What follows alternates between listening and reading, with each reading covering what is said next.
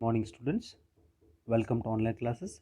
Dear students, in today's class we are going to discuss very important and very interesting one more type of problems on working capital, that is problem number 3.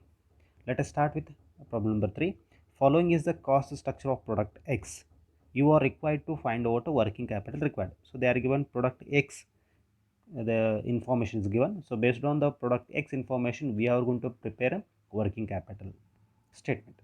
They are given cost statement, elements of cost and amount per unit, and raw material is 70 rupees, direct labor is 40, overhead is 60, and total is 170, the cost of production. And after adding the 30 rupees profit will become selling price is rupees 200. Other information, point number 1, raw material are in stock on average of 4 weeks, means raw material is 4 weeks. Materials are in the process, means work in progress, this is 2 weeks. And finished goods are in stock on an average for 4 weeks. It means point number 1 is purely talk about raw material is 4 weeks, work in progress 2 weeks, and finished goods is 4 weeks. And this is point number 1 is talk about current assets. Next, credit allowed by supplier. See, credit allowed by supplier means you have to tell me supplier is a debtor or creditor. This is most important. See, supplier means one who supply the goods to the business. So it means it is purely, we call it as what it is. It is a creditors or what? It is purely, it is called as creditor. Supplier will become creditor. Okay. So it means current liabilities. So then it's very clear. Credit allowed by the supplier means what? 4 weeks. So 4 weeks directly. Then how we are going to do that? So 80,000 number of units is given in the problem. I will first clarify the point number 1. So first we have to take it a raw material. So raw material is one of the current assets. So how we are going to calculate 80,000? I will tell you 80,000 into 70. Okay, again into, because they are given raw material is what of 4 weeks. So 4 divided by 52. Okay, so this is first point under the current assets. Inventory is nothing but what? A stock of raw. 70 means they are given raw material amount per unit. So then they have to calculate. Next, material in material are in the process means work in progress. So work in progress is what? 2 weeks. So then first you have to take it number of units is what? Work in progress. First you have to write it 80,000. Okay. Next, work in progress. Work in progress is nothing but we have to take it a cost of production rate. So 170 rupees. Okay, into. So what is a week? 2 divided by 52. Then you will get the answer. Next, in the same way, finished goods. See, each one separately you have to do that, because raw material also current asset, work in progress also current asset, finished goods also current assets. So again same thing, 80,000 number of units finished goods, write it heading 80,000 into, again you have to take it the total cost of production 170 rupees, and again into, that is 4 weeks, 4 divided by 52. So these three items are under the current assets. Next, credit allowed by the suppliers, again 80,000, this is current liabilities 80,000. Okay, 80,000 into credit. Supplier means what? Supplier, what is going to supplying? A raw material supplying. What is the rate of raw material supply? He supplied 70,000 rupees into, that is 4 week, into 4 divided by 52. Next, credit allowed to customers means is a debtor, is nothing but what? A current assets. Again how we are going to calculate? Again debtors 80,000. Okay, this is very important, please attention, and clearly I would like to do this. I am going to talk about purely point number 3. This is creditor 80,000 into, okay, 80,000 into 170 rupees, 170 because this is the total cost of production, into, okay. So what they are going to telling, 8 weeks, 8 divided by 52. Is it clear?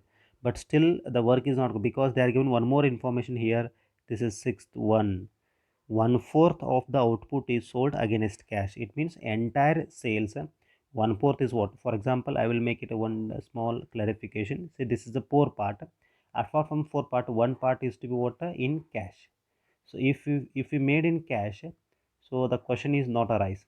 If you, because out of 4 part, one part is to be sold under the cash, and remaining 3/4 is what, that is very important, that is credit. Again we have to do that into 3 divided by 4. Continue, 80,000 into 170 into 8 divided by 52, because 8 weeks credit pay delay is there. But apart from total sales, 1/4 is to be cash. Here 1/4 is sold on cash. Okay, and remaining is what, 3/4. It is not given, but we have to understood 3/4 is what, credit. So then whatever the answer is, that is to be what, debtor is goes to current assets. Next, 1 2 3 complete. Next we'll move to the fourth one, lag in payment of wages. So lag means nothing but a delay, is to be very clear. Lag means what, a delay. What delay? We are delay of payment of a wages. Wages is what, a current liability is. So then how we have to do that, lag in payment of wages is very clear. Then directly we can take it. Okay, so that's a lag means is nothing but I told you, delay. That is in 1.5 weeks. 1.5 weeks is nothing but what, 1.5 weeks. Let us, I will tell you how to work out. Basically wages is what, current liability. See, number of units is what, 80,000. Okay, 80,000 into what is the labor cost, that is 40 rupees. So 40 into, that is 1.5, 1.5 divided by 52 weeks. Okay, so then you will get an answer. We'll move to the next, that is lag in, 1 minute, lag in payment of overhead expenses. See, that is overhead expenses. Again very simple, 4 weeks. Again number of units 80,000. 80,000, okay, into what is the overhead expenses, that is 60 rupees into 60 into 4 by 52. Okay, then you will get the answer. See that lag in pay wages, lag in overhead expenses, these all will be what, current liabilities. Next, this is also we come, because sixth and third, there is a universal connection between sixth and third. Seventh one, cash in hand and at bank is expected to be 20,000. So you have two options.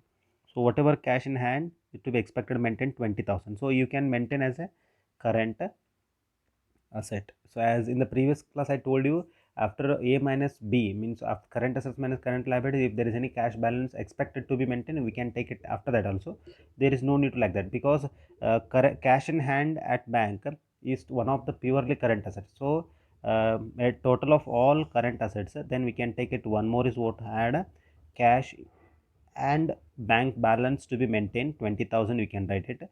The total is to be what, that is total current assets. So in that total current assets minus current liability, so whatever I told you, so after minusing that we will get it exactly working capital. Okay, now I am going to show you the solution for this problem. See, as I told you, directly stock 80,000 into 70 rupees, 56 lakh into 4 by 52. As I told you, so this is the same procedure.